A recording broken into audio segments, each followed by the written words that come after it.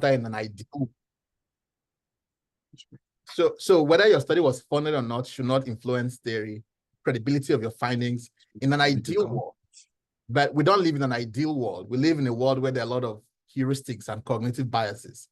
So in the world we live in, these things matter. And you also need funding for support. Like I said, if you are the the head of an institute, or if you have many research assistants, you need money, obviously, to pay them and also to support yourself. If you're running a business, if you're just starting for example, a tech product, it takes a long time before you start generating revenue. So the question is, how do you build your product and pay your staff until you start generating revenue? You need support. Sustainability, that's important, because that is something we have to bake into everything we're doing. We want whatever we're doing, whether it's a research project or it's a product, to be here not just for the next 12 months or next 1 year, but for many, many years. And for that to happen, well, you need cash, you need money for that. Grants also provide opportunities for collaboration. The most successful grants are multidisciplinary. So obviously, no one person knows everything. So if it's multidisciplinary, that means that you would have to collaborate with peers to do that. And then immigration benefits for those who want to migrate to the US. Those are very strong criteria by the USCIS. So here, for example, this is USCIS criteria for green card, which is permanent residency. And top among that list, talk about things like you have to demonstrate exceptional ability, right? And criteria for demonstrating exceptional ability means, for example, receiving funding for research or publishing your work in top journals in your field. When you get funding, that supports you in meeting those kind of criteria. And like I said earlier, in an ideal world, where you got funding should not matter. But in the world we live in, it does matter. People look at your study through the lens of who funded the study or whether it was not funded at all.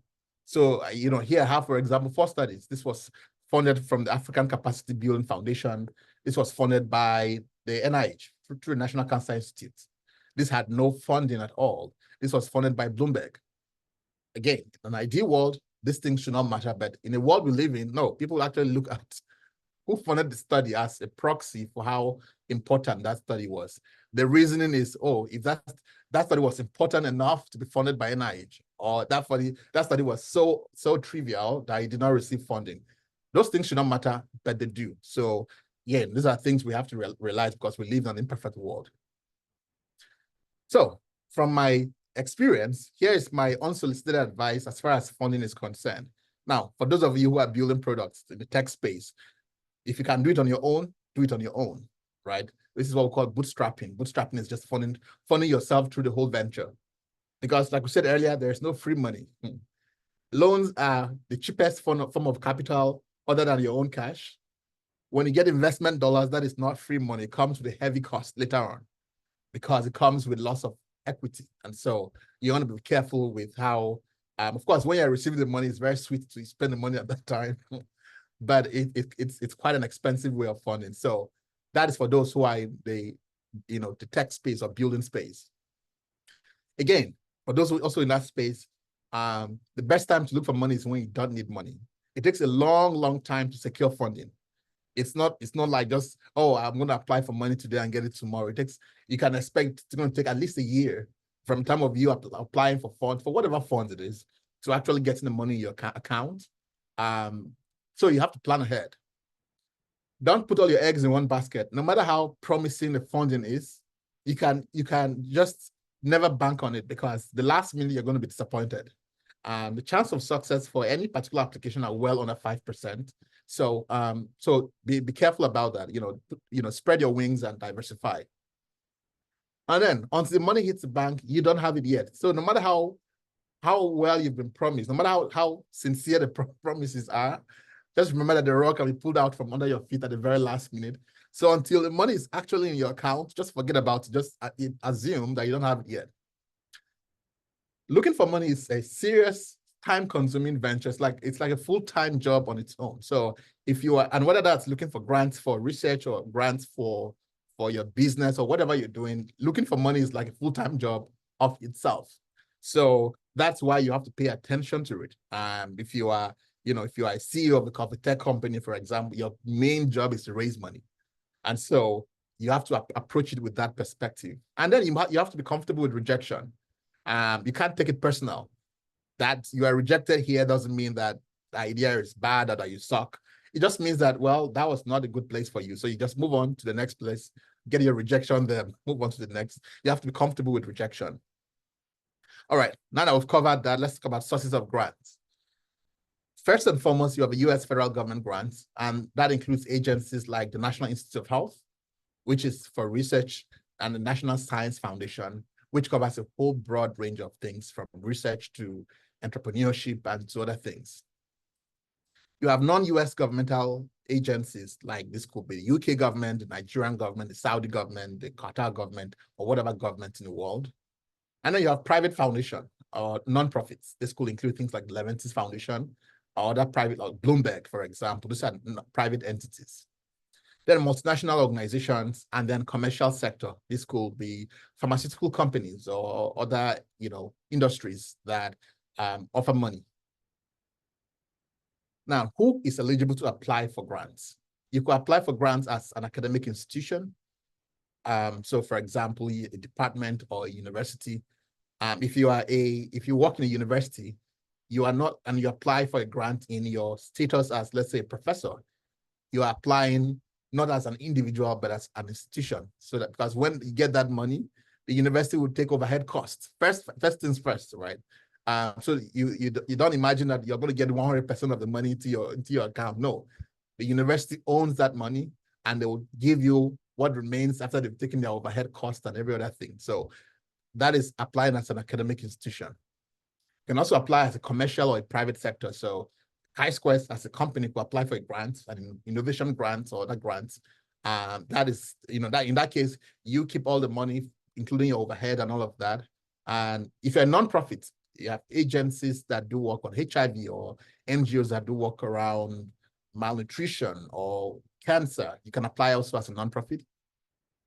Government agencies or public sectors can also apply for grants. And this is very common where you have local governments, for example, can apply for funding from the federal government for some projects, right? So in that case, that's like a government agency applying to another government agency, but down on the hierarchical level. And then there are some grants that are for small businesses only.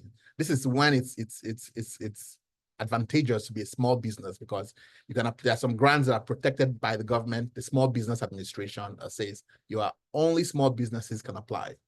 And this is when it's great to be in a niche area, because then you have very little competition amongst other small businesses. So what are the types of grants that are available? You have research grants, which most of you will be familiar with since you are mostly researchers. Then there are development grants, like for students who want to apply for tuition or for other things related to personal development. And then innovation grants. These are meant to power innovative ideas that are high risk, high reward. And then you have commercialization grants. Commercialization grants are when you've proven that this idea works. So they're quite different from innovation grants. Innovation grants are just to demonstrate the proof of concept. But after I have demonstrated proof of concept, the next thing is, okay, I have built this product. I want to scale it to a commercial, to attain commercial success. How do I do that? So innovation grants tend to be very small, typically like under $1 million. Commercialization grants are typically bigger, could be several millions, so that you can scale the idea and attain commercial success. Travel grants for travel to conferences tend to be very small, $5,000, $2,000 here and there. And then programmatic grants to implement programs like water fluoridation or things of that nature. And these tend to be at the level of the government or level of institutions. All right, so this is, if you want to get a repository of all the grants that have been funded, by the US government, for example, there are websites dedicated to that. The NIH has this, database where you can search for grants. And that's a good practice, so you can see what has been funded and how it has been structured like. I mean, the best way to learn is by looking at things that have been successful. So when you have time, you should definitely go to this website, this database, and look at grants that have been funded in the area you are interested in. And then you can see how they've been framed. You can see where they're working in, the kind of, geographic area. And then you can see how you can also apply some of that to your own context. For early researchers, this is a grant that you must be aware of, R21. So the NIH has several mechanisms for funding, from R01s. R01s are like the top creme de la creme. These are for like established researchers, professors. And then down the line, you have R21s, which are for people who are early careers and who want to gain independence in research. And so the whole point of an R21 is to encourage you to explore new areas. And so it supports the early stage of that ideation for research. It's for a 2-year period. It's not a whole lot. You just have $275,000. But you don't have to cure world hunger or bring about world peace with an R21. It's just, okay, go and explore. And so if you're early in your career, this is a perfect mechanism for you to apply and to try and gain some independence in your work. Like I said, it's 2 years, and for the 2-year period combined, an R21 is $275,000 in terms of funding. And so this is K99 is also another mechanism for you to gain independence. So there are 2 phases to a K99 award, a K award. The first phase is to provide you with mentorship. And so under this period of time, you work under an established researcher. And then the second phase is up to 3 years, where you then become an independent researcher of your own. And the idea or the hope is that after you get the K award, the K99 award, you can then transition to become eligible to apply for an R01. Remember, I said an R01 is the creme de la creme of NIH awards. And so that's the idea, is to groom you, to prepare you for independence so that you can transition from the K99 to applying for an R01. So, and the beautiful thing about the K99 award is that you don't have to be a US citizen, right? And anyone in the world can apply. You need to have a terminal degree, though. A terminal degree includes things like an MD, DMD, PhD, Doctor of Science, or any terminal degree, and that makes you eligible to apply for a K99 award. So you should definitely look up these mechanisms if you are eligible and see how you can apply. And then outside the US, there are also other agencies that apply, that support grants. The National Research Foundation. In the UK, you have the NIHR, the National Institute for Health and Care Research. Then we have WARA, the West African Research Association. You should definitely look at WARA if you are interested, if you're from West Africa, and if you're interested in just small travel grants. When I was a master's student many moons ago, that was my go-to place to apply for travel grants. So definitely look up WARA and see what they have cooking up nowadays. WARA is actually funded by the US Department of Education for the grants that they issue. CDC Foundation is another favorite of mine. It's a great place to apply if you are a small business in the area of research. It doesn't really matter which part of the world you are, but CDC Foundation always puts out all these call for proposals that involve you doing a small project for them.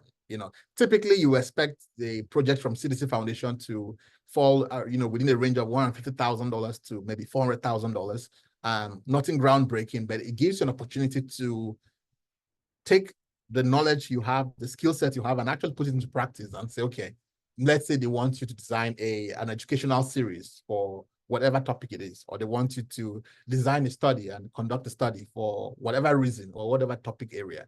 But it really allows you to gain that confidence as a researcher who is now a businessman and in the business of research.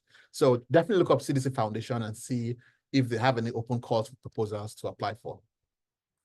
Another area is industry grants. Now, this is one area where people often are like, academics are very hypocritical. I always talk about the dark side, or industry money, as if it's some dark, horrible thing. But, industry, and by industry, I mean companies like pharmaceutical company, or, other industries that make, Coca-Cola, for example, does issue a lot of grants on issues of obesity. It's like quite interesting, you're causing obesity and also funding for obesity research. But this is a good area for you to look for funding. The beautiful thing about industry grants is that they are not as competitive as NIH grants. Why? Because, well, they don't have as much prestige as NIH grants. So nobody's coming nobody will come out and say, oh, and start bragging, now I got a lot of money from industry. So for the fact that they're not very competitive, and they also have a smaller time cycle to funding, right? So it's quite relatively easy money to get. Of course, that doesn't mean that you just come in and just apply with complete nonsense and get approved. It has to be substantial. But the odds of getting approval for industry grants are way higher than applying to an NIH grant, which is just choked full of competition. The format also differs. So it's not a one size fits all. And so tomorrow we're going to look at some of the structure of grants, but you have to realize that the structures are not written in stone. So the structure that is required, for example, by an industry grant may be different from that of an NIH grant. And even within NIH grants, there are different types of NIH grants applications, obviously, and their structures will differ. So the lesson is not to just have you memorize a set of structures and say, this is this section. No, but it's to learn general principles that you can apply to whatever grant you're applying. So where do you search for grants? There are many areas to search for grants. Grants.gov, Pivot, GrantStation, Foundation Directory, and many others. We'll just look at some of those few, but there are many others, but these are some of the few that I use most of the time. Pivot is great. Pivot is one of Pivot is the one I use primarily. Unfortunately, you need institutional access to use it. And so if your institution doesn't have access, I'm not sure whether they have a trial version or a free version, but you can definitely explore that to see. The beautiful thing also about Pivot is that you can set certain funding searches such that when any future search or when any future announcement matches those criteria, you are going to get a notification in your email. So this is my email, for example. You can see a whole bunch of funding opportunities for Israel Agaku and, for various funding that match whatever I had searched and kept and saved. So whenever a future announcement comes and meets that criteria, they'll say, hey, we think you might be interested in this. And so you can then look at it and say, okay, I'm interested, or no, I'm not interested. Grants.gov is a repository of, all the grants from the US government. So just to be clear, the beautiful thing about Pivot, Pivot used to be called Community of Science, then they switched their name to Pivot. Many years ago, they used to call themselves Community of Science, but Pivot captures everything, whether it's NIH or US, non-US government grants or any other types of grants are all captured by Pivot. But grants.gov, as the name implies, captures only US government grants. So you want to be careful about which one you use. But again, look up Pivot and see, perhaps your institution might have it. And if they don't, you can see whether they have a trial version. So what are specific considerations when you're applying for grants? It's very important that you are very deliberate and intentional about applying for a grant. You don't want to just waste your time, because it takes a lot of time and effort to put together a grant application. So you don't want to waste hundreds of hours when the likelihood of success is very low. So here are some of the things that you want to consider. What's the likelihood of acceptance? It would be ridiculous if you just woke up, have never published anything, and went to apply for an R01. Of course, you're going to fail, like guaranteed, right? So you need to look at the likelihood of acceptance relative to what you're applying for. You need to learn how to crawl, and then you learn how to walk, and then you can now learn how to fly. So before you go and apply for an R01, how about you look at a small travel grant, or you look at a small development grant, $10,000, $20,000, and then you move sequentially that way relative to your current stage in life. So that's what I mean by the first two bullets: likelihood of acceptance and the stage you are in your career. So it's your job to know which kind of grants that you are eligible for. Now, if you see a grant that you like a lot and you think you can do, but you are not eligible for, now that's where collaborations come in. You go to your mentors who are in that space and say, hey, there's this grant I want to apply. Can you be the principal investigator, and I will be the project leader, right? In fact, you should not even be the co-principal investigator if you're not advanced to that point yet. You can be the project leader, meaning that you are in charge of all the administrative aspects of the project, but it's a learning opportunity for you at that point. You have to stand on the shoulders of giants first before you can stand on your own feet. So that's what you should do. So you look at the likelihood of acceptance and your stage in your career and plan accordingly. You should look at the feasibility. If the deadline for announcement says November 1, 2024, and you just saw that announcement today, the question is, what is the likelihood that you will be able to put together a solid application in, this is August, September, October, November, in 3 months?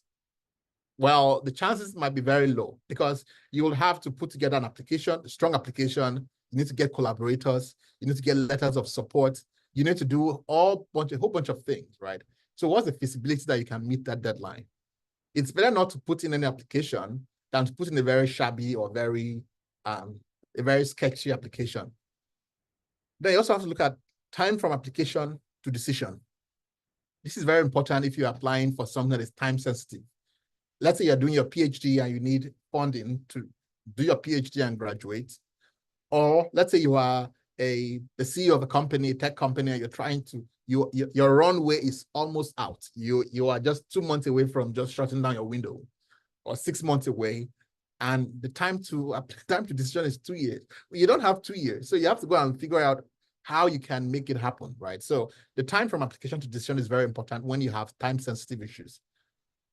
Then the pass-through costs. Pass-through costs means that the costs that I incur in doing a project, I'm just going to pass them to the sponsor. You want to read between the lines and see whether the sponsor allows any pass-through costs, right? So for example, if you're doing a research project, you need to wonder who is responsible for the costs associated with publishing. Because if you write a manuscript, you might want to publish them in scientific journals. You might have to pay for open access costs. You might have that costs that are associated with travel. You might be doing a project in many countries and you're traveling to those countries. Who is responsible for those costs? You don't want to assume, right? In some instances, those might be pass-through costs that you incur them, you document clearly, and then you pass them through to the sponsor. So you want to make sure that you read between the lines, and if you're not clear, you want to ask questions so that you're not stuck with a bill that you cannot afford. Then collaborators. Can you find collaborators? Some NIH grants require that you have somebody from the US work with somebody from a developing country. So you have to, that marriage is already set. Yeah, that marriage has to be well defined. So can you find collaborators? If you're just somebody who does work in, let's say, dry research, and you need, part of a proposal requires, bench research or wet research, right? Can you find somebody in that space to collaborate with? If you can, then maybe that is not the perfect time for you to apply. And then indirect costs, there are always direct and indirect costs for every application. Indirect costs might be things like overhead costs and things like that are not non-contact costs, right? Things that are not directly tied to the project. If you're doing work internationally, you might be making phone calls through whatever app. You might be, there are a lot of indirect costs that you might be incurring. Who bears those costs? So those are some of the things that you really want to consider. Now, what are some things to have on hand for an initial submission? You need to have your biosketch, and the biosketch is not the same thing as your CV. So please don't bring your 32-page resume or CV and say here is my biosketch. I'll show you how to create a biosketch in a minute. You want to pay attention to the biosketch requirements from the organization because obviously they vary. I'll demonstrate to you now how to create a biosketch using the NIH format. You also need a cover letter. The cover letter should be personalized. It should motivate why your proposal is worth funding. You need letters of support, and from each collaborating institution. You want to encourage the people writing the letters to use a letterhead. It's your job as a principal investigator to draft a letter for each of the institutions. You don't have to draft a different wording. The letters can all say the same thing, doesn't matter really. But you should draft something and share with them so that they can just put it on a letterhead, sign it, and send it to you. Some grants require a letter of intent. So you want to make sure a letter of intent means that the sponsor says, before you apply, let us know that you want to apply so that they know who is applying and they can prepare accordingly. So if a grant requires a letter of intent, but you don't submit it, then you shouldn't even bother applying for the main thing. And then the application itself, this is the proposal. Depending on the sponsor, there may be different sections of it, as we mentioned earlier, but overall, regardless of the sponsor, you have to provide an overview of the issue. You have to talk about the significance of the application, the novelty of your approach, and budgets or timelines. Those are some basic elements that you want to cover. All right. Now, let us see how we can talk about, let's look at the BioSketch, and let's look at, okay, how you can structure a BioSketch using the NIH format. But before that, let's talk about the common reasons for rejection of grants. One is topic is out of scope. You have to read the application clearly to know what is within scope and what is out of scope. And some of these things, we're going to cover them extensively tomorrow to see how that works practically. Number two is that your work is perceived to have little or no impact. Again, this happens when you have completely forgotten to look at the pain point of the sponsor. You just think that a grant is free money and this is an opportunity for you to buy a car or buy a house, right? You have forgotten to look at why is this person putting out an application for funding? If sometimes it's your application, there's nothing wrong with the application, but it's just too competitive. The landscape is just too competitive, and you might end up not being approved. Or you have missed some elements of the application. There's some forms you've missed, there are formatting issues, the deadlines have been missed. All of this could cause you to be rejected. Now let's look at how to create a BioSketch with the NIH format. So you go to this website. Let's just go there and look at, see, the website is provided here, but let's look at that and see how you can create it. So this is the website that is provided there. So this is the CV for science applications from NIH. You can log in with any of these options. So you can click on more options here and choose any of these that you wish to log in with. You can log in, for example, with your Google account. Let's see.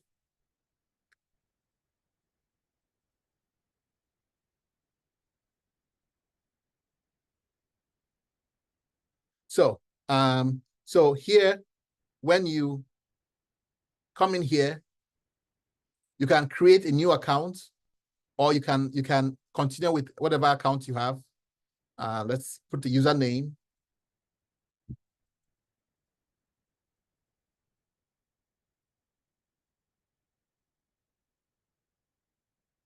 So now we come to this page here, which is where you can now create your account. You have not created any CV yet. So let's say want to create a new document. When we click on create new document, you can type the name of a document, and this is the format. These are the different formats that are supported by NIH. NIH BioSketch, like you can see, there are different types of BioSketch. So you have to select the one you are interested in creating. For most applications, you just use the NIH BioSketch. So you select that and choose data source. Do you want to start with a blank document, or do you want to use an existing document? I don't have an existing document, so I'm just going to start with a blank document, and I'm going to create that. So let me call this Israel CV.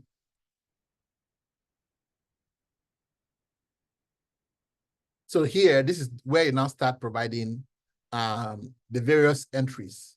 So this is designed to fit the specific requirements. Now, there are some institutions, like if you're applying for a grant from National Science Foundation, they are so particular about the format that if you designed your BioSketch by yourself, like manually, and you try to upload it, it will reject it every single time you attempt until you upload a version created by this platform. So it's very important that you know how to find your way around this and create your own BioSketch, because depending on what you're applying for, you will just find out that why does this application keep rejecting my resume or my BioSketch? You wouldn't realize that it's because they want it in a very specific format, identical to what is created here. So here you can now provide your your educational, personal statements, and all of these other entries. So let's quickly create each one of those. So school, let me just put in university. So let's say Harvard University, city of Boston, state of Massachusetts, country, United States.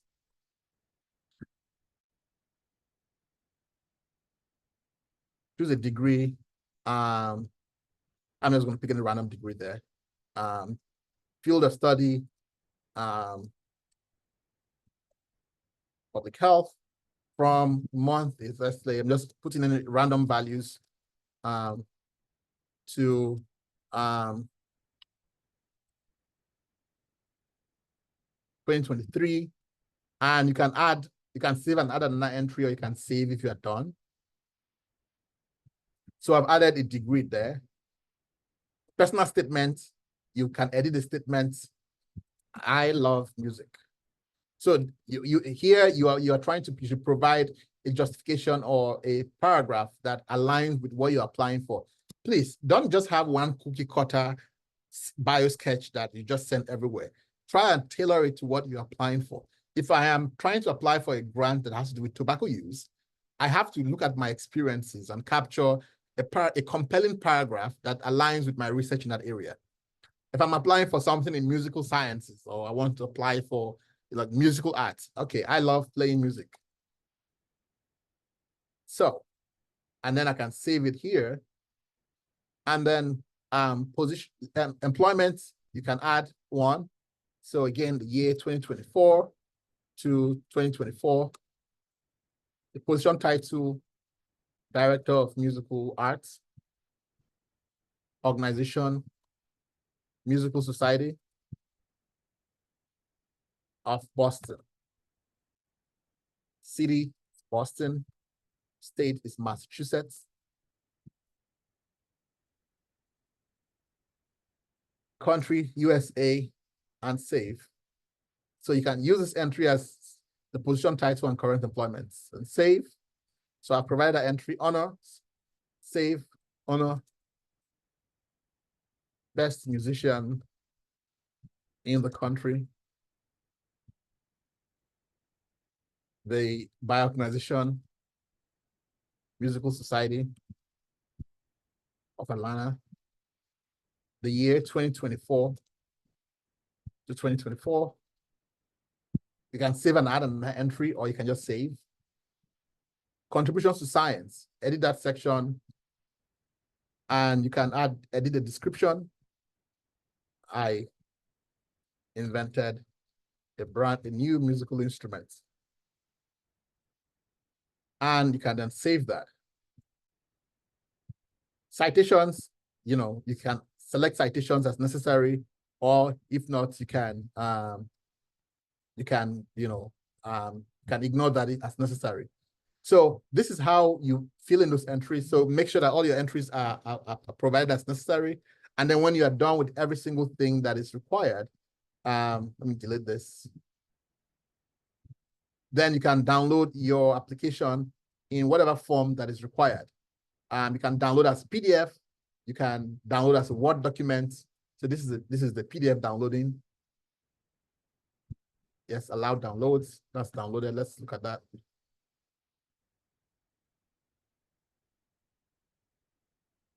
Sorry, just a sec.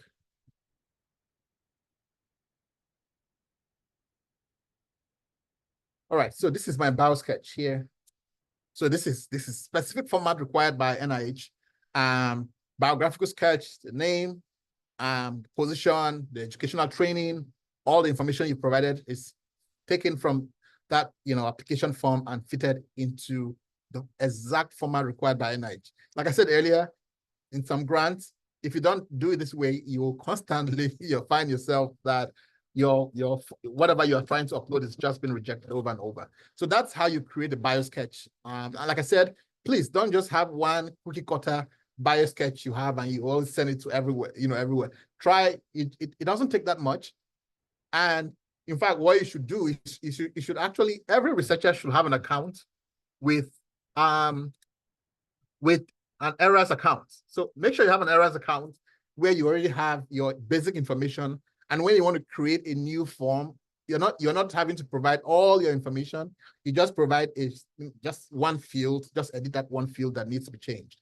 That way, your applications are just fresh and relevant to whatever you're applying. Any questions on that? Let me see if there are any questions before we move on.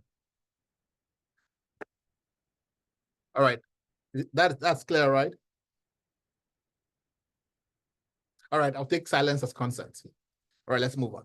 So these are our sample cover letters that you can include in your grants. So for example, this is a grant we worked on many years ago, 2011. Oh, how much time passes? We worked with the Ministry of Health in Nigeria on a large national study that included the Ministry of Health. It included about 10 teaching hospitals across the country and some NGOs. As you can see, the letters are exactly the same in terms of wording, right? But that's fine. You don't have to do. This is not a show for you to now show how well you can craft letters. The goal is just to show that the letters, the organization support your work, and that you, as you can see, each letter is on the letterhead and signed accordingly by the head of that institution. So this is how your cover letter, your support letters should be. This is a very important source of funding for those of you who are trying to build a product, right? Funding is so hard. If you've ever built anything, you realize that it's kind of hard to get funding. The National Science Foundation is a fantastic opportunity for things that are not necessarily research, but that are innovative and cutting edge and have high risk and high reward. And the beautiful thing about funding from National Science Foundation is that they give you up to $2 million in funding, seed funding, and zero equity. That is just amazing, meaning that this is like free money. I'm putting that free money in quotes. Free money is not free like you to go and take and buy a house or buy a car. Obviously, you would have to use it for the purpose, otherwise you're going to go to jail. But it's free in the context that you don't have to give up any equity of your company. So I think this is a fantastic. If you've never heard about NSF funding, you should definitely go and check it up. After this session. The process for applying for NSF funding is pretty simple. It's a two-stage process. You submit a project pitch, which is just a 1 or 2 page document, and then it's extremely competitive though. Of course, everybody wants free money. So it's very competitive. So your idea really has to stand out, right? You can't just submit a mediocre idea and expect an NSF will fund it for you. So you submit a project pitch, like I said, 1 or 2 pages long. It's reviewed, and then you are invited to submit a full proposal. And then when you submit a full proposal, then you can go on with your award. Several areas are covered, virtually every area of human life, from manufacturing to statistics to data to digital health to medical devices and everything in between.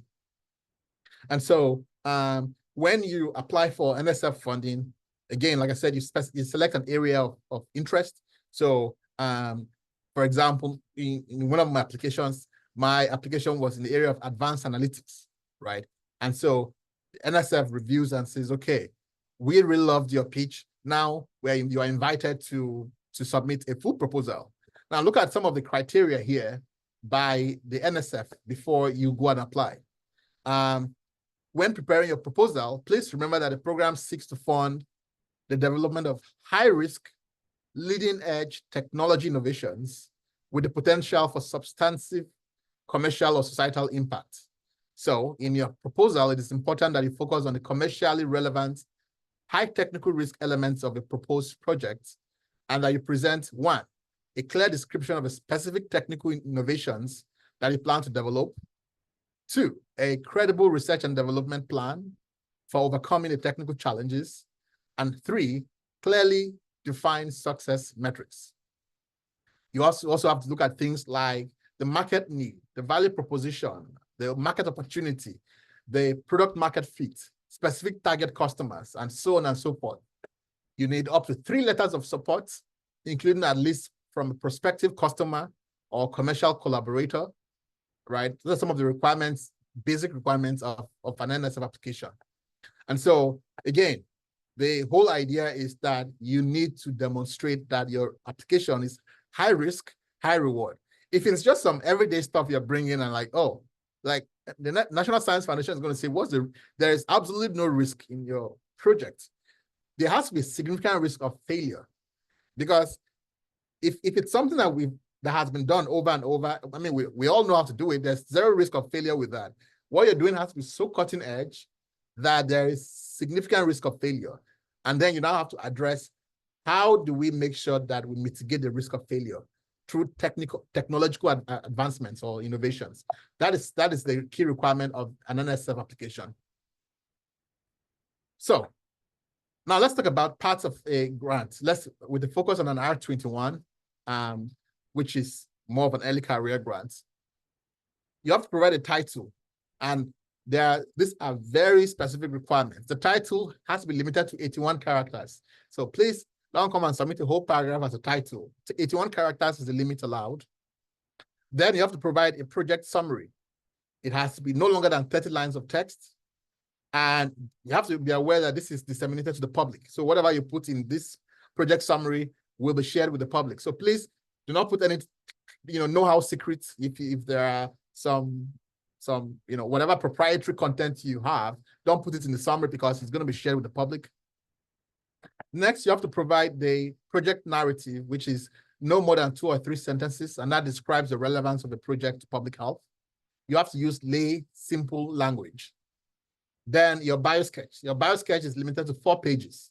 And this is the advantages of using the NIH website we showed earlier, because it makes sure that your application, your biosketch, fits what is required.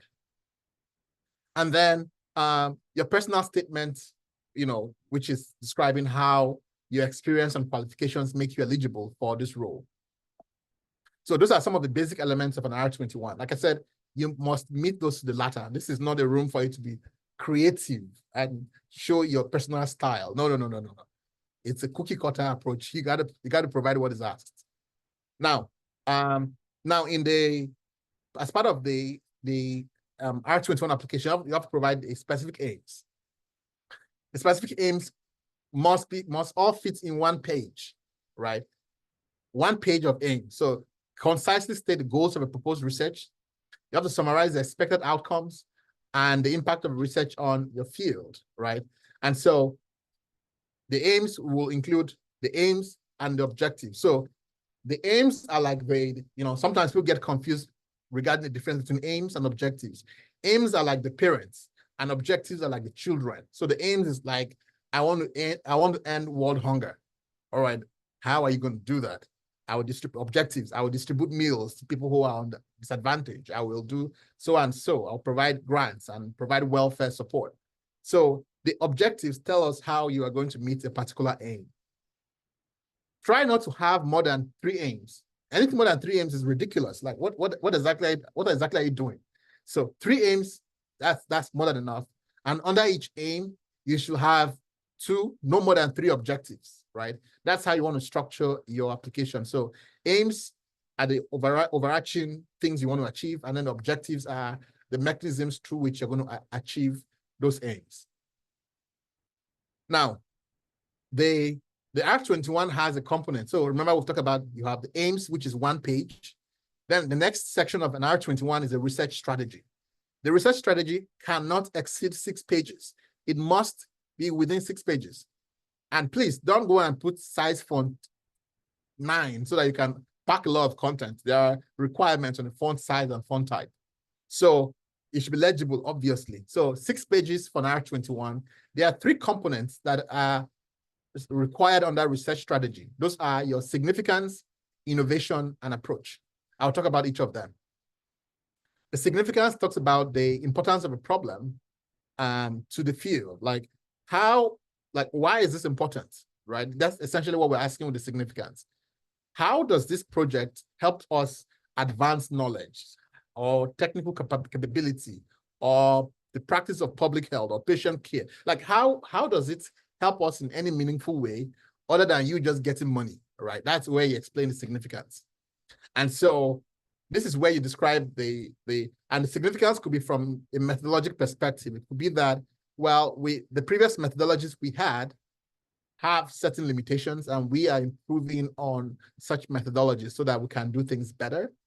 It could be in patient care. It could be that, the standard of care has certain limitations, and this study seeks to improve patient care and consequently improve patient outcomes.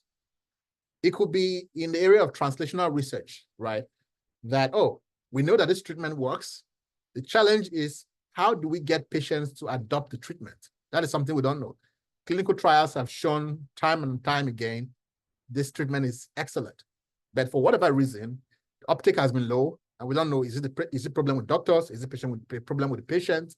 Like, what exactly is the problem? So our research is translational research that aims to improve the practice of patient care, the practice of public health. It could be preventative, that, the economic costs and direct patient care for so-and-so condition is just over the top, right? How do we implement preventive strategies? What kinds of preventive strategies work, right? This is what our study aims to assess. So the bottom line is that you have to clearly identify how your study makes an impact other than you just getting money, right? And so that's what significance is all about. Innovation. Innovation is what is new about your project, right? What is new? So remember, significance is, how is this important? But grants have to be innovative, even if they're just research grants. Like, there has to be some novelty in your grants, right? What is new about it? That's what you have to provide here. And that novelty could be in the methodology. It could be that, we've developed a new methodology that accounts for certain biases. So maybe our methodology uses some new way of weighting the data to account for inherent selection biases in the data. It could be that we have used a study design that improves on previous studies. So maybe previous studies just used observational data. Our study will be using like experimental design. That's novelty, definitely. It could be that you're looking at interventions that maybe previous studies have just looked at. Maybe the previous studies have just been on the standard of care, but now we have new medications. We have with advancements in science and in innovations. Now we have, let's say, a 2-drug regimen. So let's say we're talking about HIV care. The previous medications were 3-drug regimens, but now we have a 2-drug regimen. I want to see how does that, there has to be something new in what you're saying. And then approach. So remember, significance, innovation, and approach. The approach tells us how you are going to do what you said you're going to do. You need to have an approach for every aim you have. If you had 3 aims, you're going to have 3 segments of approach. This is the approach for aim 1. This is the approach for aim 2. This is the approach for aim 3, right? That has to be clearly defined. You don't have an approach, don't have an aim without telling us how you're going to approach that aim. That doesn't make any sense. So apart from just discussing issues of methodology, you need to tell us the potential problems you're going to encounter and how you're going to solve them. It's not enough to say, this methodology, we're going to collect data on, let's say, blood samples from patients. We think that people are going to object to providing blood samples. We think that patients they're going to have very low response rates. Okay, sure. Now we know the problems. How are you planning to address those challenges, right? So these are some of the things you have to identify. And then you have to define benchmarks for success. So again, remember that the approach covers both issues of methodology and logistics. That's how to think about it. Methodology, of course, that is standard. How are you going to collect the data? How are you going to analyze the data? How are you going to adjust for issues of biases within the data, right? What multivariable approaches are you going to use? Like, what's your statistical analysis plan? That's just scientific methodology. But then logistics, what are some of the problems you're going to encounter? How are you going to address them? Things of that nature, right? And address all of them. So that's why it's called approach, very broad, so that you address both methodology and logistical issues. And then there are other sections like a cover letter, facilities, inclusion criteria, and many others. So all of those things go into an R21. You got to mind the gap. Cannot emphasize this enough. Again, this goes back to what we're talking about, innovation. So remember, significance, innovation, and approach. So the 3 key elements of, of how you're going to fill that gap in knowledge. Now, I want to talk about gaps. There are two ways to look at gaps in knowledge. You can look at vertical knowledge gaps, which is based on the premise that science builds upon science, right? In an incremental, hierarchical manner. So we start from basic knowledge. Basic knowledge means the very, very basic knowledge, as the name implies, right? We just want to know, how does this thing work? We don't care about the application. We don't care about how that knowledge will be used in patient care. We just want to know, how does this thing work? That's what we call, that's why it's called basic knowledge. And this is the kind of research that NIH funds. NIH funds research just for the sake of knowledge, because we want to know, right? It doesn't matter whether it has clinical applications or not. It's like, how does this thing work, right? That's why we have, sorry, just a minute. That's the whole basic, the context for basic knowledge. So you build on basic knowledge and saying, okay, we know that this how this thing works. The next thing is theoretical knowledge. What are some of the potential clinical applications? This is where animal studies come in, right? So let's say you're trying to look at issues of e-cigarette toxicity, and you say, okay, what is the structure of, how do e-cigarettes impact, or how do e-cigarette constituents impact cellular structure or cellular behavior? That's basic knowledge. Theoretical knowledge, you're going to say, I'm going to do an animal study and inject, let's say, some e-cigarettes in animals and see how does that affect their heart rates? How does that affect their physiological behavior? How does that affect many, many other physiological indicators, right? That is theoretical knowledge. We're trying to see the potential clinical applications, but we typically will start from animal models first. And then we move to efficacy knowledge, right? Efficacy knowledge is built in phase 3 clinical trials. So we say, all right, we know that if it's a medication, this works in animals. How does this work in humans, right? And this is where we develop efficacy. Efficacy and effectiveness are things that people use interchangeably, but they are not interchangeable. They're very, very different things. Efficacy means, how does this intervention work in controlled environments, in perfect environments, right? That's what efficacy means. Effectiveness means, how does this thing work in imperfect conditions in the real world? So if I'm developing a new drug, I get a bunch of patients and I assign them this drug, they are required to take 2 milligrams at 2 p.m., right? And every single day, they get that exact dose at the exact time. What I'm trying to assess under those experimental conditions is efficacy. But once that drug is approved and administered to patients, patients take drugs anytime they want. They may be required to take 2 milligrams, they may take 1 milligram, or they may take 10 milligrams. They may take it any time of the day, or they may not even take it at all. So the question then is, even though we've demonstrated efficacy, we also need to demonstrate effectiveness. So we have proven that this drug works in experimental conditions, but how does this drug work in the real world? And that's where that takes us to applied knowledge or real-world evidence. The real-world evidence is all about the performance of therapeutics or drugs or interventions in the real world, not on experimental conditions, in the real world where people take things anyhow.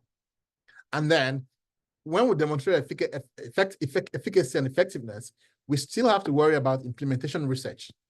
Okay, we've demonstrated this drug works in experimental conditions, and it works also under real-world conditions. But the question is, why is uptake so low, right?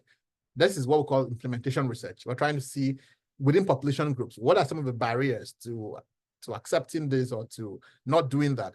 So this is what I refer to vertical knowledge gaps. As you can see, the knowledge builds on each other successively so that we start from very basic level at the bottom and we build incrementally. You cannot jump this process, right? You cannot just say, you build on it successively. And so you can look at the body of work that exists and then build on that. But you can also talk about horizontal knowledge gaps, where it's more expansive horizontally. And so unlike in the previous scale where we're looking at different forms of life, like building on each other, here we have the same, population, but we're now looking at different aspects. And this is where we use the interrogative pronouns: what, where, when, who, and how. So what could be like, we have data for that product, but not this. Or this has been done there, but not here. or we have information for then, but not now, or we have data for that population, but not this, or we did it that way, but not this better way, right? So this is how you can use interrogative pronouns to frame your knowledge gap. There is always a gap, right? So it is a fallacy to say, oh my gosh, everybody has done this, I can't see a gap. Well, you're not looking hard enough. So the bad news is that there is nothing new under the sun. Whatever you're doing, somebody has done it before. But the good news is that there is always a gap. And you can frame that gap in terms of either horizontal knowledge gaps or vertical knowledge gaps. Now, typically, we don't use the question why to frame knowledge gaps because why is too broad. And this is why we reserve the question of why for qualitative research. But for quantitative research, use the interrogative pronouns, what, where, when, who, and how. Again, novelty is not equal to impact, but novelty sometimes approximates impact. So you have to make sure that both novelty and impact are clearly specified in your study. So taken together, a good research question for a grant should have elements of novelty. There should be impact. Impact means, how do we use this information in the real world? Apart from you getting money, how does this move the needle for anything in the real world? You should frame your research question in a way that yields actionable insights, and you should make sure that the research question is clearly defined using the PICOT framework. What is the population? What is the exposure? What is the comparison group? What is the outcome? What is the time? And what is the study design? So, scoring of grants. This is very sensitive. Grants are scored by NIH in a way that reflects how the reviewers perceive the work you have. And the NIH grant scoring takes into consideration 5 things: the significance, the investor, the innovation, the approach, and environment. So NIH scoring, you want to have a small score, right? Because a raw score of 1 is the highest possible impact, and 9 is the lowest impact. So if you have a score of 1, oh, that means that you're an absolute rock star, right? Scores of 3 are awesome, So it's also possible that you might submit an application and it's not scored. So the way it happens is that when you submit an application for NIH, it is sent to, it's reviewed initially, and then it is decided whether or not that should even be sent to the reviewers for scoring. Half of grants do not even get to be scored. The bottom half are just tossed away. So you might get a comment that, oh, your score, your grant was not scored, right? And so that's why you want to pay careful attention to each of those things and make sure that your grant is done in a way that makes sense. Now, one of the things I also want to address is issues of sample size calculation in grants, and that's one of the things I want to cover. Show you a demo of how to do that, because clearly you want to make sure that covers the issues of your approach, right? And that's something that people struggle with. How do you calculate the sample size for different types of grant applications? So we're going to show you a demo for how to calculate sample sizes for different kinds of epidemiologic studies now, so that you can incorporate that in your work. And I'm also just going to also show you an example of a grant and how it was scored, so that you can see how these things work in the real world. But I want to stop here and see if you have any questions. So first of all, let me see if I can pull up an example of a grant and show you the scoring, and then we will then look at sample size calculations for different grants. So let me pull that up. But now, please ask your questions now. Let's see if you have any while I pull up this scoring sheet. No questions? Oh, that means it must be as clear as mud.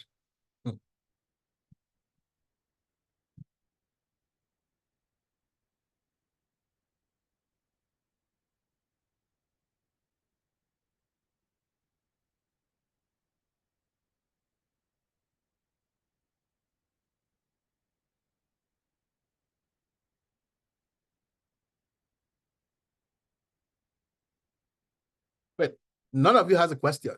that is quite intriguing. All righty.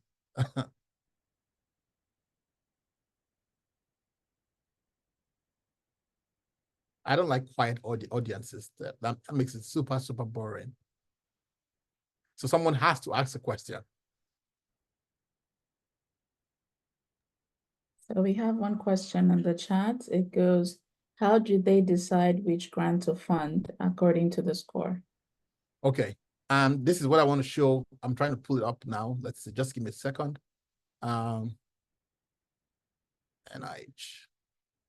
I'm trying to look for a grant that recently scored. I've sat on all sides of the aisle as a reviewer, as an applicant, and as a sponsor of grants. So I'm trying to look for a good example that really captures all those three experiences. Let's see. But like I said, the first thing that happens is the grants are sent, the bottom half completely tossed away, right? You can be assured that half of the grants are not reviewed, right? And then the committee, so each, in NIH, for example, grants are reviewed at level of center. So at the National Institutes of Health, we call it institutes because it's one agency with multiple institutes. So in NIH, you have, for example, National Cancer Institute, you have National Institute for Dental and Craniofacial Research, and so many other institutes. So the first thing when you're applying for a grant is to make sure that you are applying to the right institute. If what I'm applying for, and sometimes multiple institutes will have similar announcements. Let's say you're talking about an issue of, let's say, electronic cigarettes. The National Institute for Dental and Craniofacial Research, which is where I trained, might also have an announcement that about e-cigarettes. The National Cancer Institute might also have an announcement on e-cigarettes. The National Institute for Lung and Hearts might also have a similar announcement. But obviously, NIDCR is relating an announcement as to how e-cigarettes are related to oral and craniofacial health. So when you fail to take account what that institute is all about, and you just say, oh, it's e-cigarettes, I'm just going to write anything I want, obviously you won't even get scored at all. So that's the first thing to realize, that the bottom half of things are screened out based on just their relevance to the agency, based on how you comply with the instructions, and generally, let's also look at some specific requirements from some funding agencies that might make you get rejected even without review. So let's see, NIH R01.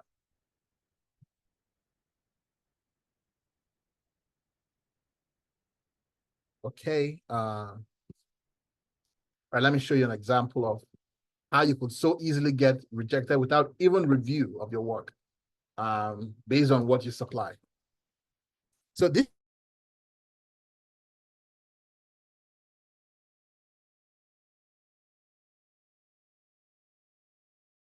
pretty clear about telling you what falls within scope and out of scope. So for example, on this application, they say here that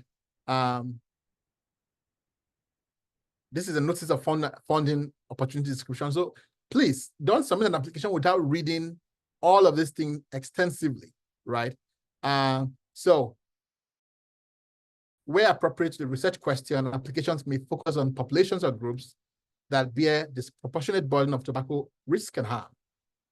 Populations can include, but are not limited to, these ones. So first of all, they've told you the populations of interest. And then these are the scientific domains that they've also told you, right?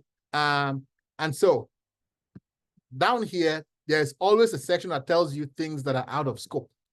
So you really want to make sure that you read things that are out of scope. So good. Look at this sentence here, paragraph here. Projects must propose research aims that are within the regulatory authority of FDA CTP and the scientific interest areas identified in this NOFO in order to be considered responsive to this notice of funding. As such, investigators are strongly encouraged to discuss whether the application is responsive to this announcement, right? So this means that you need to understand what falls within FDA's regulatory oversight. If you go and recommend something that does not fall within FDA's regulatory oversight, that means that your application is not responsive at all and will be rejected. And sometimes they even provide you specific information on things, examples of things that are not responsive. So let's see here. Now here, for each of those elements, 5 elements we addressed, you see, you have the scored review criteria. This is the criteria NIH is going to use to score you on each of those elements. So you can see the elements here: significance, investigators. Investigators means like, do you have the training to do it? What kind of university do you come from? Is there any evidence that your institution has the resources to make sure that you succeed? Then innovation, you have a clear description. So it's not as if you're going to be surprised that you were not scored highly, right? The criteria are clearly identified for you so that you know exactly what happens. And so the timelines are here. There's additional review criteria. And so all of those things are provided for you so that you can know how and why you've been scored the way you've been scored. So again, never apply to a grant without carefully reading the announcement, right? Including what is responsive and what is not responsive to the funding, because with failure to do this means that, you know, your application is considered might be dead on arrival. So this, I cannot emphasize enough the importance of just reviewing this application to make sure that you have clearly framed your research in a way that is responsive to the notice of funding. I hope that answers your question. This is a good example here. See, non-responsive research topics.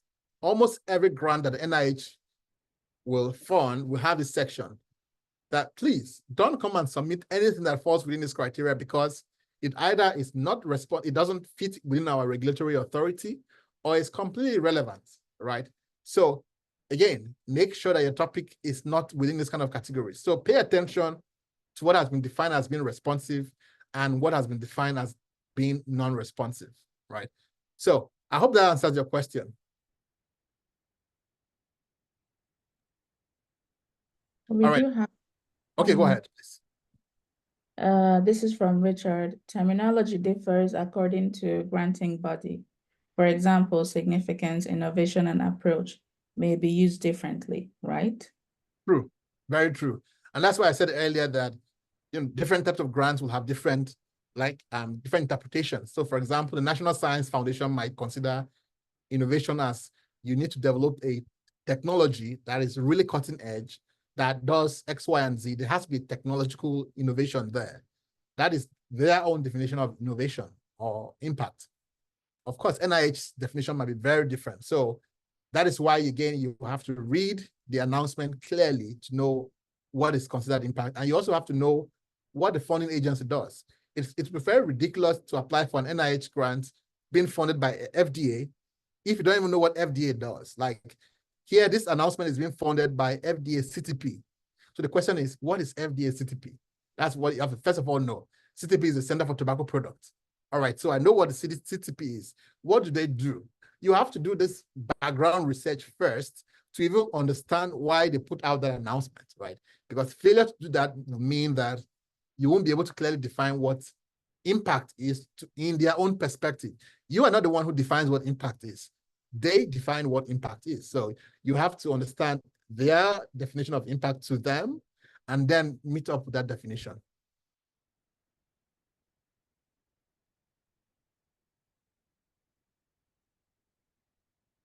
Okay, do you have any other questions?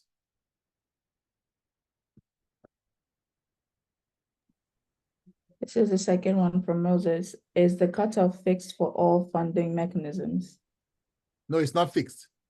But take note that FDA, for example, if they want to fund a project, they have a fixed budget. And so sometimes they report that amount. Let's see if they reported it here.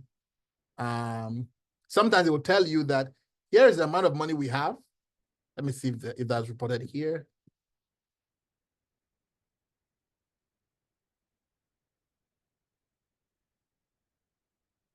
Okay, you can read it in detail, but in most cases, they'll tell you we have so and so budgets, and we are interested in funding so and this number of applicants. So you are not competing, you're not competing with other researchers or other applicants for who has the best score. So there's no cutoff per se. It is who has the best score among all those that were scored. So remember, we said half of the applicants are completely tossed out, right? And not even scored at all.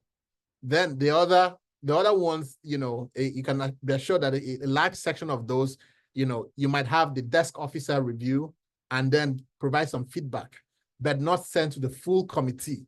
So only a handful of applications are sent to the full committee for review, where the committee will sit down and deliberate and argue and provide, each person now provides a feedback. And like we said earlier, scored from 1 to 9. If you are scoring anything below 5, that's a very weak score. You're very unlikely to be funded. So they score you on both those key domains like innovation, significance, the environment, and so on and so forth. And so the top number of, if they want to score, award 25 grants, well, the topmost 25 are the ones that will get funded. The good news is that if you were scored, that's great. You can, that in of itself is some bragging rights for you, that your proposal was scored, even though it was not funded. And you can put down your resume as to say that, okay, well, see, my grant was good enough, even though it did not meet the cut, and it was good enough to be scored. And you can also apply again in subsequent years by addressing the feedback. When NIH review committee sends you your comments, they provide feedback on why it was scored a particular way. That way you have the opportunity to address the issues, and next year, for example, submit again. So that's a good mechanism to at least have your proposal scored, because you have feedback to address those issues and resubmit in future.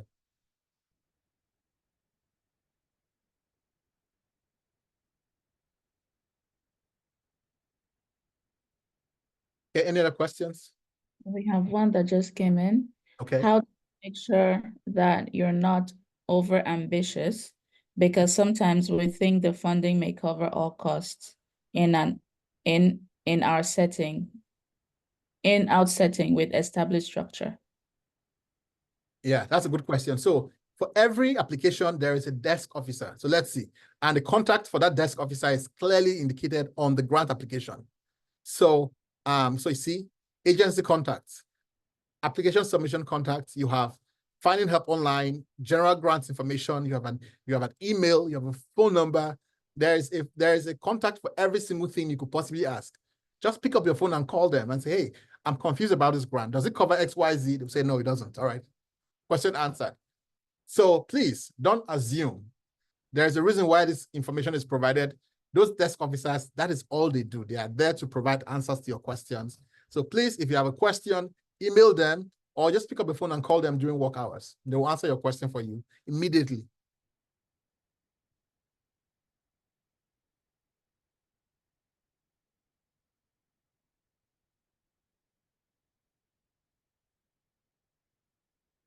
All right. Is that are we covered with the questions? That's it for now, yes. Okay, great. Now, let's quickly look at one of the weak points in several grant applications I've reviewed, which is typically the area of sample size calculation. Because as you can imagine, when people are reviewing or submitting for high-end grants like an R01, obviously the study design becomes more and more sophisticated. And the more sophisticated the design, the less likely you're going to find support for sample size calculation in just any generic software, right? And so it's very important to make sure that you are calculating sample size correctly. Number two, that you provide the justification for why you've provided sample size, for whatever design it is. And number three, that you explain each of those parameters and you provide some kind of sensitivity analysis. Remember that whatever application you put forward will be reviewed by a statistician, right? For that section to make sure that, there's no way NIH is just going to take their money and toss, for a study that's not powered enough. So you really want to, as part of your methods, you want to make sure that you really cover your bases there. So we're going to look at some sample size calculations for some various kinds of studies and see how you can do that when you're applying your grants. So we're going to use the Chi-Squares platform to do that. So let me quickly show you how to do that. Chi-Squares provides support for everything that is research, including data collection, study design, sample size calculation. So we're going to use the platform to see how you can calculate sample size for various kinds of studies, both observational studies as well as experimental. So let me quickly log in and let's do a couple of calculations. Logged out.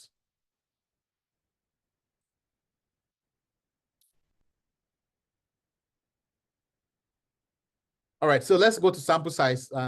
So on the left-hand panel here, these are some of the different functionalities on the platform. You can, the survey bank is a repository of thousands of questions that you can simply reuse for your research. Sample size allows you to calculate sample size for any kind of study. Sampling allows you to draw a representative sample, which is important when you're doing, for example, if you're applying to NIH for a national survey, you have to worry about two things. How many people do I need and how do I sample them? So you have to worry about both sample size and sampling. And then study design allows you to design surveys and things of that nature, whether it's cross-sectional surveys as well as longitudinal. For now, what we're interested in is in sample size calculation. So let's start new sample size and let's quickly look at some of the studies that are supported in terms of the sample size. First, you have cross-sectional studies, which are surveys, right? And you have for both outcomes that are categorical and continuous. So percentage as outcome or means as outcome. So let's say that our study is let's say looking at the prevalence of smoking. That's a categorical outcome, so we can use that. The next study is the comparative study with two arms. This is referring to analytical studies like case control studies or cohort studies or randomized trial, superiority trials to be specific, that have just two arms. So in a case control study, you have cases, you have controls. In cohort studies, you have exposed and non-exposed. And in randomized trial, you have treated and non-treated, two arms. And again, you can have categorical outcomes or continuous outcomes. Comparative study with three or more arms, this becomes very complicated now. And this is where you would start having struggles with finding support in most other software on how to calculate sample size, right? Now, at the same point, these are the kind of studies that make you very competitive in terms of like an R01. But here, one of the reasons why it's complicated is because in those kinds of studies, you have to worry about two things. You have to worry about multiplicity, because three or more arms means that, as you can imagine, you have multiple comparisons. And that has implications for type 1 error. But also you have to worry about increased variance of the outcome in terms of measurement. And so this captures the sample size calculation for those kinds of studies, and all of the necessary adjustments are done automatically, so you don't have to worry about the math. And then if you're doing cluster randomized trials, there is also support. Cluster randomized trials are interventional study where allocation of treatment is done, not at the level of the individual, but at the level of groups, right? So I may want to randomize treatment, but I'm afraid of contamination. So I randomize entire villages to that treatment or that treatment, right? That's what we mean cluster randomization. Again, you have cluster randomization with two arms or with three or more arms, all covered. Then you have non-inferiority trials. Non-inferiority trials are different from superiority trials because superiority trials try to establish that one treatment is superior to the other. And so the null hypothesis of a superiority trial is that the two groups are the same versus that the one group is superior to the other. In a non-inferiority trial, however, we are saying that this treatment is just as good as the other one, right? And that could be, for example, that the new treatment is just as good as standard of care. And null hypothesis for a non-inferiority trial is quite different, and the calculation is so different. Again, the support is provided here as well. Then sometimes you have longitudinal studies with staggered entry, which means that recruitment is done on a rolling basis. And so we have to, of course, factor in that differential recruitment, and that has mathematical implications too for how we account for that. The diagnostic accuracy is when you are doing studies, and we do this a lot in the field in outbreaks. In the context of outbreaks, you might have a new rapid diagnostic kit. We can't just deploy. Let's say you have COVID-19 outbreak or Ebola outbreak, and a company says, "Oh, we've developed a kit for rapid testing." We can't just roll out that kit to the public immediately. We have to do our tests and our studies to make sure that indeed it has adequate sensitivity and specificity before we roll it out to the public. The question is, how many people do we need to be able to do a thorough assessment of the test accuracy in terms of sensitivity and specificity. This is where diagnostic accuracy comes in. And you need to be able to calculate sample size properly. So again, any study we're doing in terms of epidemiologic studies will fall under one of those types. And so the platform provides support. And so let's take an example. Let's say we're trying to look at a cross-sectional study. You select that outcome there. The platform provides you with the default values so that you don't have to worry about, geez, what are the typical values? Imagine if these fields were blank. Then you have no baseline at all as you start even thinking about what could be the possible value. But the default values are provided here, and you can obviously change them. So here, for example, you have the level of confidence desired, and you have a value of 95%. There are also hints provided that explain what each of those parameters mean. So for example, here I'm on a margin of error. If I don't know what that is, I can just click on that button, and it explains to me what margin of error is. It says that the margin of error is half the width of the confidence interval. So a wide margin of error means that you're willing to accept estimates that have been measured less precisely in return for a smaller sample size. And we recommend a margin of error of between 3% to 5%. And so now you know what that means. So you can then use it, you know what to put in there. So once you provide all of your parameters and you click on get results, the platform then takes those parameters and calculates the sample size for you.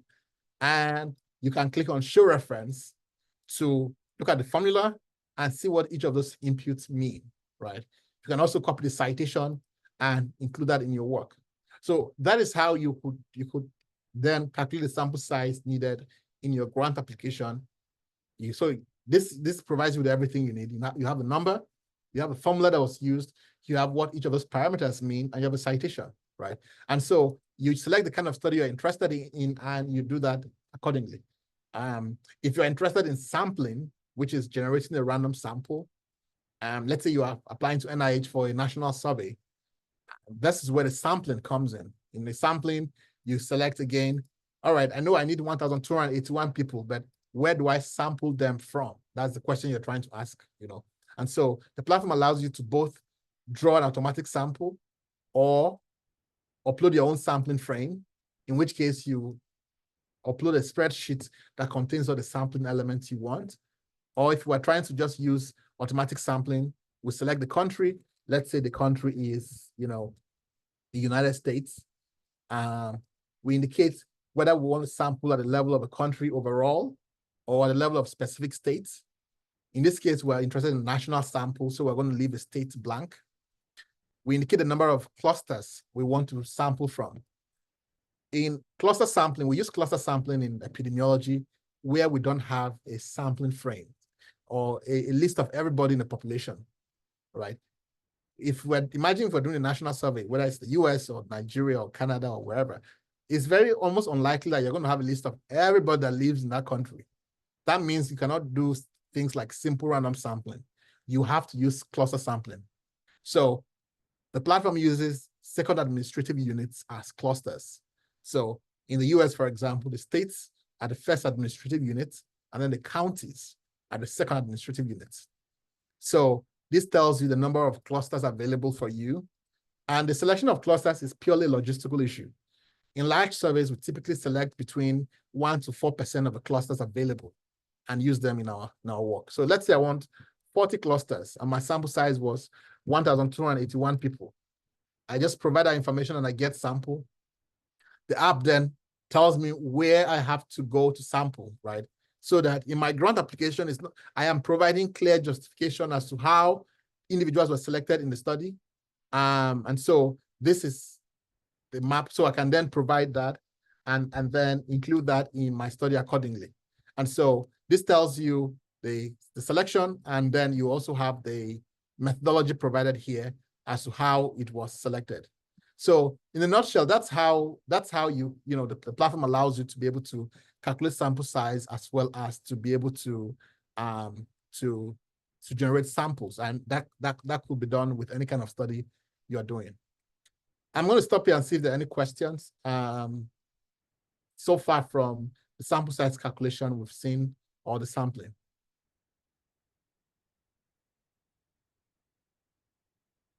Any questions? All right. You guys are a very quiet audience, I must say. All right. So I'm going to give you, for those of you who want to try, I would definitely encourage you to try your hands on calculating sample size. Like take some time. Some of these things you can only know them by trying over and over. So your assignment is to calculate sample size, see how does sample size vary when we change so and so parameter, or how does it change when so and so parameter is varied, right? That's the only way you can really explore and know how to do those things. So so again, the best way to know is by trying. So if you want to get access to the chi-squares platform, simply go to chi-squares.com and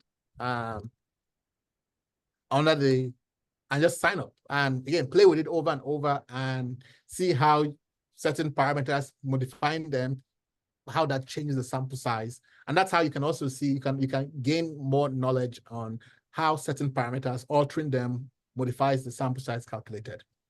All right, that's the end of my story for today. So tomorrow we're going to go through a process of looking at, okay, how do we go through a grant application from beginning to the end? Now that we've just covered the overall basis of the theory. So tomorrow we're going to look at like the hands-on application. Okay, so just before we round up, we do have a couple of questions that poured in last minute.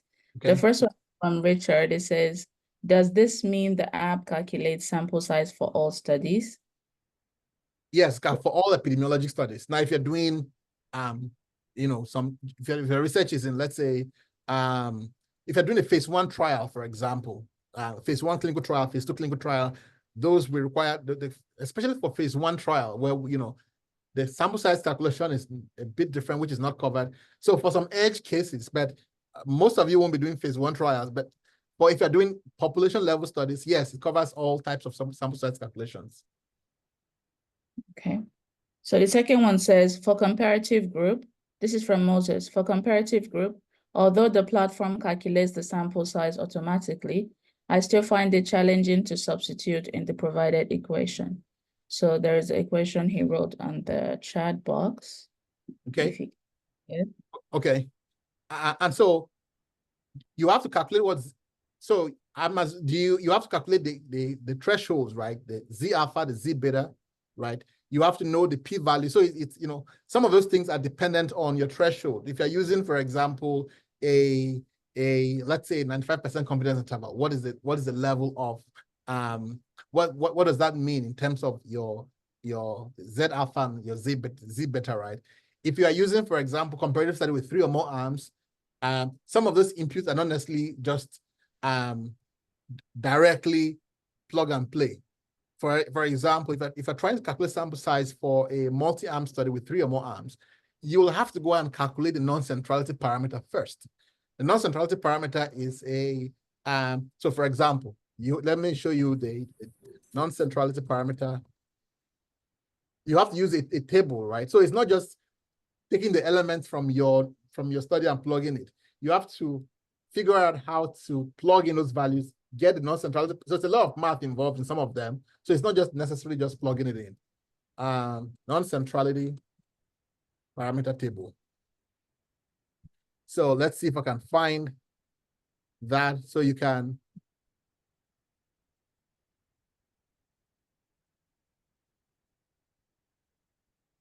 So you need to find a non-centrality parameter that is based. So my point is that you have to, there's a lot of things involved. There's not just there's a formula there, but there's a lot of work you have to do in the background. So you have to read more, essentially.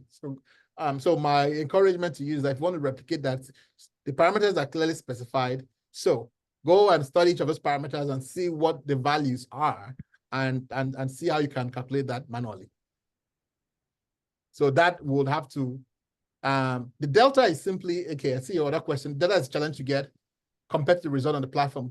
The platform provides you with 4 ways of approximating effect size. So you have to know the relationship between each of those 4 ways.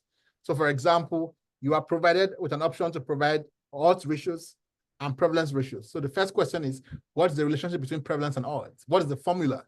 If you don't know the context, then it's impossible for you to replicate it. So, so you have to first of all understand the basics of the math before you can then say, okay, if the platform collected prevalence ratios, why is the result this way?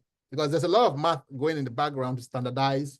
If you provided results, for example, as odds, there's conversion. So it's not just direct plug and play. There's standardization such that the 4 items that you could provide are all standardized to each other. So again, you have to first of all go and understand the basics of the math so that you can convert one from one form to the other and then use it. Any other questions? We do have one more from Ali. Is there sample size calculations for laboratory experiments? So laboratory experiments is a very broad thing. Laboratory experiments could mean factorial experiments. Laboratory experiments could mean like a multi-arm intervention where you are randomizing rats to 3 different things. So laboratory experiments is not the kind of design per se. So we have to drill down to what kind of laboratory experiment, and then we can answer. So most laboratory experiments can be mapped to each of those different types of studies we mentioned. So you now have to know, and this is where your knowledge of study design has come in. You now have to know what is the study design, because laboratory experiment is not a design. Is it a, what kind of experiment is it, right? So then you can then map it to the specific type of design that is on the platform. I hope that is clear. So there's some missing information there that we need to know. Is it just randomizing people to, is it a 2-arm parallel, randomization where you have a control group and a intervention group? Well, then you can now use the sample size for comparative study with 2 arms. Is it that you're randomizing the rats to 3 arms and you have 1 control group and 2 treatment groups? Well, then there's the support for multi-arm studies with 3 or more arms. So yes, there's support, but you now have to first of all define what it is you're doing, and that we cannot help you in that. You are the scientist, you're the one designing the study, so you have to first of all know what you're doing before you can use the correct formula.